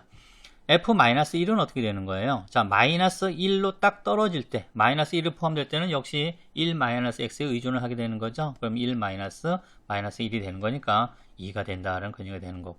자, 그럼 f0은 어떻게 됩니까? 자, f0이라는 거는 뭐에 의존해야 되는 거예요? x제곱을 따라가야 되는 거니까 0의 제곱이 돼서 0이 된다는 것도 우리가 쉽게 알 수가 있네요. 여러분들이 이제 고등학교 과정에서 가끔 마주쳤던 절대값 함수가 있죠. 자, 절대값 함수 같은 경우도 우리가 조각마다 정의될 함수죠. 정의역이 두 구간으로 나눠져 있다라는 그런 얘기가 되겠습니다. 그래서 절대값 a다 그러면은 a가 0보다 크다. 그럴 경우는 a지만은 a가 0보다 작을 때는 마이너스 a가 된다라는 그런 얘기가 되는 거죠. 간단한 예제를 몇 개 보도록 할까요? 예제 1.2.8번을 보시도록 하겠습니다. 절대값 함수 fx는 절대값 x의 그래프를 그려봐라 라는 그냥 되겠습니다. 그럼 결국에 절대값 x라는 이와 같은 형태는 결국은 x가 0 이상일 때는 뭐가 되는 거고 그냥 x가 되는 거고 그리고 x가 0보다 작을 때는 뭐가 된다? 마이너스 x가 된다라는 그런 얘기가 되는 거죠. 자, 그러면은 x가 어떻게 되는 거예요? 자, x가 0보다 크다. 그럴 경우에는 뭐에 의존한다? x에 의존하는 거니까 그래프가 이런 형태가 되는 거고 그렇죠? 얘가 0보다 작을 때는 이와 같은 형태가 되는 거니까 이와 같은 V자 형태의 그래프가 된다라는 것도 우리가 쉽게 알 수가 있네요. 자, 또 다음 예제를 보도록 할까요? 예제 1.1.9번을 보시도록 하죠. 다음 그림과 같은 그래프를 갖는 함수 f의 식을 한번 구해봐라 라는 그런 문제가 되겠습니다. 지금 이 그래프 같은 경우는 우리가 세 구간 정도로 나눠야 될 것 같아요. 자, 그래서 세 구간으로 나누게 되면은 요 구간을 우리가 1번 구간, 요 구간을 2번 구간, 그리고 요 구간을 3번 구간 해가지고 우리가 세 구간으로 나눠서 생각할 수가 있을 것 같네요. 자, 그러면은 fx라는 건 어떻게 생각할 수 있을까요? 자, 그러면은 x가 0보다 크고 1보다 작을 때, 자, 그러니까 요 구간이 되는 거죠. 그럴 경우에는 얘는 뭐에 의존한다? 얘는 x라는 이와 같은 직선에 의존을 하게 되는 거고, 자, 그리고 x가 지금 요 구간이 되는 거죠. 1보다 크고 2보다 작은, 즉 1 이상 2 이하일 때, 자, 그때는 어떻게 돼요? 그럼 결국에는 얘네들이 쭉 연장선을 보면은 얘네들이 대략 이제 2라는 요 점을 y절편 지날 테니까 2-x. 자, 이런 식으로 쓸 수 있을 것 같고. 자, 그리고 x가 얼마 이상일 때, 2 이상일 때는 우리가 어떻게 쓸 수가 있어요? 2 이상일 때는 얘는 0이다. 이런 식으로 우리가 쓸 수가 있겠네요. 자, 지금 여기 보니까 여기 x가 0 이상 1 이하라고 그랬으니까 여기는 요 구간이 들어가면 안 되겠죠. 그러니까 1보다 크고 2보다 작은 2 이하인 이 같은 구간으로 해서 지금 첫 번째 구간에서 1을 포함했기 때문에 두 번째 구간에서는 1을 빼주는 게 낫겠네요. 그럼 이렇게 하면 안 됩니까? 요 구간을 갖다가 0보다 크고 1보다 작다라고 한 다음에 이 구간을 갖다가 1 이상 그리고 2 이하 이렇게 해도 상관없습니까? 상관없어요. 이건 이제 우리가 정하기 나름이니까 어쨌든 여기 1을 포함했으면 여기서 1은 빼줘야 된다. 그것만 우리가 잘 기억을 하면 되겠어요. 그래서 우리가 이런 식으로 함수 f의 식을 갖다가 구간별로 조각마다 정의된 그와 같은 함수의 형태로 또 나타낼 수 있다라는 그런 내용을 살펴봤습니다. 예제 1.1.10을 보도록 할까요? 자, 다음과 같은 무게 W인 우편물의 우송료 CW의 그래프를 그려봐라 라는 그런 내용이 되겠네요. 자, 그래서 요 W가 뭐 단위는 킬로그램인지 뭔지 모르겠지만은 0 이상이고 1kg 이하일 때는 그때는 0.98, 뭐 원인지 뭐 달러인지 모르겠지만은 0.98달러라고 합시다. 자, 그리고 1보다 크고 2 이하일 때 그때는 1.19달러. 자, 이런 식으로 우리가 돼 있네요. 그러니까 키로 단위로 끊어가지고 어떤 일정한 값을 가지게 된다라는 걸 우리가 알 수가 있어요. 그러면은 여기 지금 1이 포함이 되어 있다. 그러면은 여기서는 1이 지금 빠져 있다는 것도 보이죠? 여기 2가 포함되어 있을 때는 여기 2가 빠져 있다는 거. 요 점도 우리가 좀 눈여겨봐줘야 되겠어요. 그럼 얘를 갖다 그래프로 그리면 우리가 어떤 형태의 그래프가 되겠어요? 자, 그러면은 그래프를 그려보면은 자, 이와 같은 형태의 그래프가 된다는 걸 알 수가 있습니다. 그러면은 0보다 크고 1 이하일 때, 자, 그때는 얼마예요? 0.98이고, 그리고 1보다 크고, 그리고 2 이하일 때, 그때는 얼마다? 1.19가 되고. 자, 이런 식으로 이제, 여기 좀 구간이 포함되어 있으면 여기는 구멍이 뚫리고, 여기 구간 포함되어 있으면 여기 구멍이 뚫린다는 게 보이겠죠? 자, 이런 식으로 우리가 그래프를 그릴 수가 있는데, 특히 이와 같은 형태의 그래프 함수를 갖다가 우리가 계단 함수다라고 이야기를 해요. 계단 함수. 그래서 스텝 펑션이라고 하는데 계단 함수도 이런 식으로 표현이 된다는 것도 우리가 잘 알 수가 있겠습니다. 이번 사항에서는 우리가 y축 또는 원점의 대칭인 함수를 살펴보도록 하죠. 함수 f가 정의역에 속한 모든 x에 대해서 f-x를 대입했을 때 그 결과 fx를 만족을 할 때 우리가 얘네들은 우리가 우함수 또는 짝함수라고 이야기를 해서 y축의 대칭으로 우리가 그래프를 그리게 됩니다. 자, 그래서 자, -x를 집어넣는데 x를 대입했을 때하고 똑같은 y값을 가지게 된단 말이죠. 그럴 경우 얘네들은 y축의 대칭이 되는데요. 이와 같은 함수를 우리가 우함수 또는 짝함수다라고 얘기를 한다는 거죠. 뭐 예를 들어서 뭐 x의 2n승이라든지 코사인 x 같은 경우가 대표적인 우함수가 되겠습니다. 또 함수 f가 정의역에 속한 모든 x에 대해서 -x를 대입했더니 그 함수값 자체가 마이너스가 되어버리는 경우죠. 이런 경우를 만족할 때 이런 경우는 우리가 기함수라고 이야기를 합니다. 이 기함수 같은 경우는 원점에 대해서 대칭이 되겠다라는 그런 얘기가 되는 거죠. 그래서 결국에는 크기가 같고 부호가 반대인 값을 집어넣었을 때 그때 그 결과값 자체도 어떻게 된다? -y가 된다는 그런 얘기가 되는 거죠. 이런 식으로 표현된 함수는 원점에 대칭이 됩니다. 그럴 경우 우리가 뭐라고 그런다? 얘네들을 기함수다라고 한다는 거죠. 그래서 x의 홀수승이라든지 sin x 같은 경우가 대표적인 그와 같은 함수가 되겠어요. 이와 같이 이제 우리가 함수를 나눌 때 우함수로 나누기도 하고 기함수로 나누는 그 이유는 나중에 이제 적분 계산 같은 걸 수행할 때 수식을 간단하게 만들 수 있는 그 같은 장점이 있어요.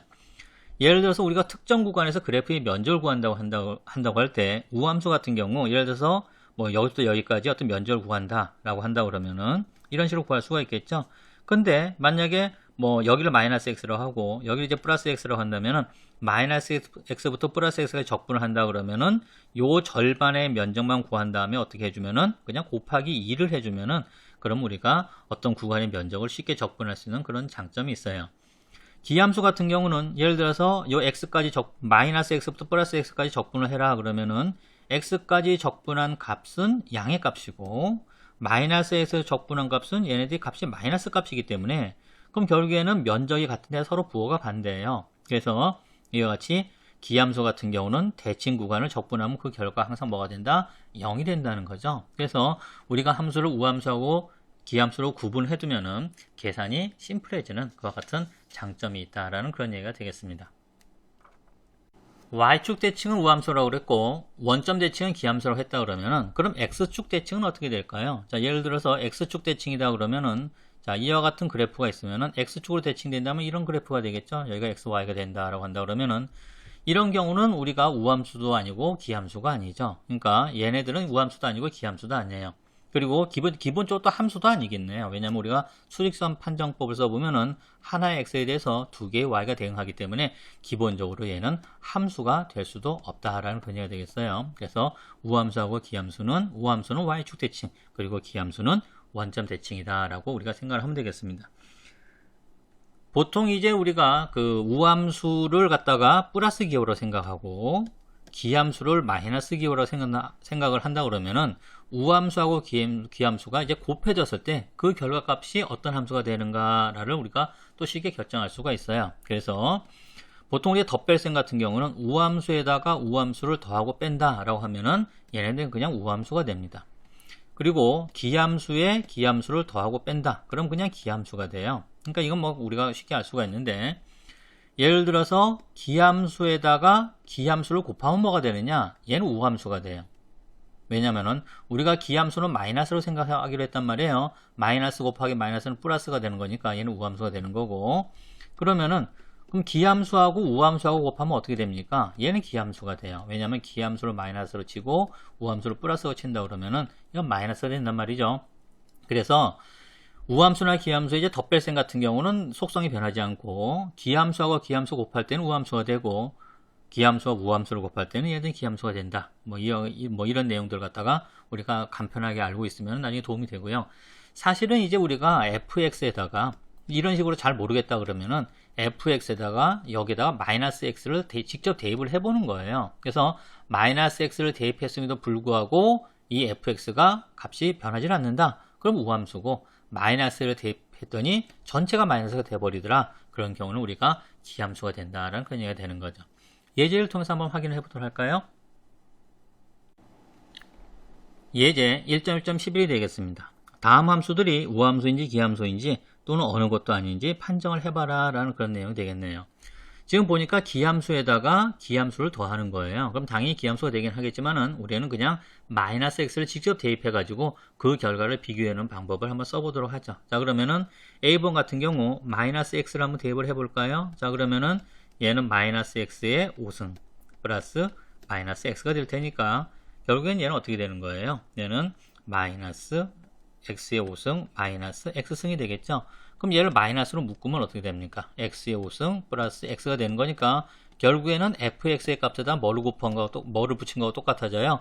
마이너스를 붙인 거하고 똑같아지네요. 그러니까 결국엔 뭐가 된다? 그 결과가 기함수가 된다라는 게 별로 이상하지가 않죠. 자, B번 같은 경우로 볼까요? 자, G에다가 마이너스 x를 한번 대입을 해보죠. 자, 마이너스 x를 대입하면은 1 마이너스 x의 4제곱이니까 그냥 얘는 1 마이너스 x 4제곱이 돼가지고 그냥 gx라는 속성이 바뀌질 않았죠. 그러니까 얘는 뭐가 된다? 얘는 우함수가 된다는 그녀가 되겠어요. 자, C번은 hx는 2x 마이너스 x 제곱인데, 자, h에다 마이너스 x를 한번 대입을 해볼까요? 자, 그러면은 2의 마이너스 x승이 되는 거고 마이너스의 마이너스 x의 제곱이 되겠죠. 자, 그럼 얘는 마이너스 2x 마이너스 x 제곱이 되는데, 얘는 마이너스를 붙여서 우리가 뽑아내면은 2x 플러스 x제곱이 돼요. 그러니까 얘는 원래 함수가 아니죠. 얘는 hx가 아니란 말이죠. 그러니까 얘는 이도 저도 아닌 함수가 되는 거죠. 얘는 우함수도 아니고 기함수도 아닌 그와 같은 형태가 된다는 거죠. 실제로 그래프를 그려보면은 우리가 좀 더 직관적으로 알 수가 있어요. 그래서 A번 같은 경우는 그려보면 이와 같은 형태의 그래프가 그려집니다. 우리가 눈으로 봐도 잘 알 수 있듯이 원점 대칭이라고 쉽게 알 수가 있죠. 기함수가 되는 거고, B번 같은 경우 그려보면 이런 식으로 그려져요. 그러니까 당연히 Y축 좌우 대칭이기 때문에 우함수라는 걸 잘 알 수가 있죠. C번 같은 경우는 그려보면 이런 형태가 됩니다. 얘는 Y축 대칭도 아니고 원점 대칭도 될 수 없기 때문에 얘는 이도 저도 아닌 그 같은 함수가 된다라는 걸 우리가 알 수가 있네요. 자, 이번 5항에서는 증가함수하고 감소함수에 대한 겁니다. 함수의 증감을 알아내는 것은 우리가 독립변수에 대한 종속변수의 변화, 즉 우리가 측정값을 바탕으로 어떤 수학 모델을 만들었을 때 결과값이 증가할 것인가 감소할 것인가를 판단하는데 매우 중요한 거죠. 자, 지금 이 그래프를 보면은 A하고 B 구간은 증가 구간, B하고 C는 감소 구간, 그리고 C하고 D는 다시 증가하는 구간임을 우리가 직관적으로 알아낼 수가 있죠. 자, 이때 함수 f는 구간, 자, 닫힌 구간 A, B에서 증가, 닫힌 구간 B, C에서 감소, 닫힌 구간 C, D에서 증가라고 우리가 표현을 한다는 거죠. 경계값 같은 게 열려 있으면은, 그러니까 예를 들어서 우리가 얘를 그냥 열린 괄호 A, B라고 쓴다 그러면은 A하고 B가 들어가지 않기 때문에 A하고 B에 얼마나 근접한 값을 경계를 하는지 우리가 알 수가 없어요. 그렇기 때문에 우리가 어떤 구간에 대해서 증가하고 감소한다 얘기할 때는 항상 이와 같이 닫힌 구간에서만 표현을 한다라는 것도 우리가 유념을 해야 되겠네요. 자, 그럼 이제 이와 같은 함수의 증가물을 어떻게 표현하는지 한번 우리가 살펴보도록 할까요? 자, 증가 함수는 increasing function이라고 하는데 구간 i에 있는 x1이 x2보다 작은, 그러니까 x1하고 x2 하면 x2가 이제 더 크다는 뜻이죠. 이와 같은 조건을 만족하는 임의의 x1, x2에 대해서 다음을 만족하는 f를 갖다가 우리가 증가함수라고 한다라는 그런 얘기가 되는 거죠. 어떤 조건? fx2는 fx1보다 크다라는 거예요. 그러니까 결국에는 우리가 x1, x2라고 한다 그러면은 x1하고 x2라고 한다면은 당연히 x2가 크겠죠. 요 그 독립변수의 x값이 증가하는데 이 x1을 대표해서 만들어지는 fx1하고 요 x2를 대표해서 만들어지는 fx2하고 비교해 봤을 때 요 함수값 fx2가 항상 크단 말이죠. 그럴 경우는 어떻게 된다? 증가함수다라는 경우 그 증가함수다라고 얘기를 한 거고, 함수 같은 경우는 구간 i에 있는 x1이 x2보다 작은, 그쵸? 그러니까 x2가 점점 커지는, 그쵸? 그와 같은 이미 x1, x2에 대해서 어떤 조건을 fx1이 fx2보다 항상 크다는 소리죠. 자, 그럼 결국엔 무슨 말이에요? 그 말이 감소함수다라는 그와 같은 표현이 된다라는 그런 얘기가 되는 거죠. 사실 이 표현은 좀 장황한 감은 있어요. 그렇기 때문에 이를 갖다가 우리가 논리기호를 이용해서 좀 더 간단하게 표현할 수가 있습니다. 자, 어떤 식으로 표현하는지 한번 보도록 할까요? 자, 얘가 이제 모든이란 뜻이에요. 자, 모든 x1, x2. 자, x2가 x1보다 큰 모든 x1, x2에 대해서. 그런데 얘네들은 어떻게 되어 있냐면은 얘네들은 i에 속해 있는. 자, i라는 건 이제 어떤 구간이 되는 거예요. 구간 i. 이와 같은 구간에 속해 있는. 자, 그래서 모든 x2가 x1보다 큰 x1과 x2를 선택하는데 이는 이제 구간 i의 원소이며 fx1은 fx2보다 작다. 이와 같은 조건을 만족한다. 이와 같은 부등식을 만족한다라고 이렇게 쓸 수가 있는 거죠. 그러니까 이와 같이 이제 그 증가함수가 구간 i에 있는 뭐라고 이렇게 장황하게 표현한 것보다는 이런 식으로 우리가 그 논리기호에서 표현하면은 우리가 쉽게 표현할 수 있단 말이죠. 자, 모든 x1하고 x2를 선택을 하는데 x2가 x1보다 항상 크다는 소리예요. 그리고 얘는 구간 i의 원소가 되는 거고 이와 같은 조건을 만족하는 x1, x2가 이런 부등식을 만족을 한다라는 그런 얘기가 되는 거죠. 그래서 그리고 이제 그럼 이제 감소함수는 그럼 어떻게 표현하면 되겠어요? 감소함수 같은 경우는 자, 이런 식으로 표현하면 되겠죠. 자, 그러면은 모든 x1이 x2보다 작은 이와 같은 이제 두 개의 원소를 선택하는데 얘는 i의 원소인데 fx1이 어떻다? 항상 fx2보다 큰 이와 같은 조건을 만족을 한다. 자, 이런 식으로 우리가 논리기호를 이용해서 표현할 수가 있겠네요. 즉 x가 증가함에 따라서 감소하는 형태, 얘는 x가 증가함에 따라서 증가하는 그 같은 형태를 우리가 표현할 수 있다라는 그런 얘기가 되는 거예요. 그래서 증가 및 감소함수의 부등식은 x1, x2가 i에 속하는 거고 x1이 x2보다 작은 이와 같은 조건을 만족하는, x가 이제 점점 증가하는 소리죠. 모든 그 어떤 순서상에 대해서 성립을 해야 된다라는 뭐 그런 간단한 내용이 되겠네요. 그리고 이제 증가하고 감소하는데 이제 부등식이라는 게 이런 식으로 표현이 된다고 했고, 실제로 우리가 이제 어떤 함수가 주어졌을 때 특정 구간에서 증가하는 것은 우리가 이와 같이 x1이 x2보다 작을 때 이와 같은 x1과 x2를 갖다 이제 대입을 해가지고 그런 식으로 구하지는 않아요. 그래서 어떤 함수가 주어졌을 때 뭐 1하고 2를 대입해가지고 비교를 해본다든지 3하고 4를 대입해서 비교를 해본다든지 사실 그런 방법은 쓰지를 않고, 왜냐면은 어떤 특정 구간에서 얘네들이 증가하고 감소하는 걸 우리가 알 수가 없죠. 왜냐면은 1하고 2 사이에서 얘네들이 증가하고 감소하는지 3하고 4 사이에서 우리가 증가하고 감소하는지 그 같은 변화를 우리가 알 수가 없기 때문에 사실은 우리가 각 점에서의 이제 그래프의 접선의 기울기를 이용해서 판단을 하게 되는데 그 내용은 또 우리가 다음에 한번 알아보도록 하죠. 자, 그래서 1.1절에 대한 내용을 우리가 간단히 살펴볼 거예요. 다음 절에서는 수학적인 모형과 필수함수의 목록이라는 주제를 같이 한번 살펴보시도록 하겠습니다.